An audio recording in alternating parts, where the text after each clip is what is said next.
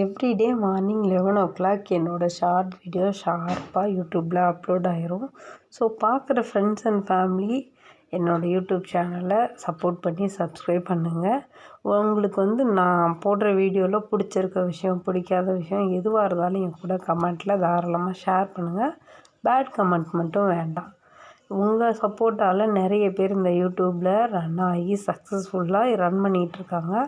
அதே நம்பிக்கையில் நீங்கள் சப்போர்ட் பண்ணுவீங்கன்ற நம்பிக்கையிலையும் இந்த யூடியூப் சேனல் இப்போ ரன் ஆகி 1 இயர் கம்ப்ளீட் ஆக போகுது. ஸோ இந்த 1 இயரில் எனக்கு 173 சப்ஸ்கிரைபர் கிடச்சிருக்காங்க.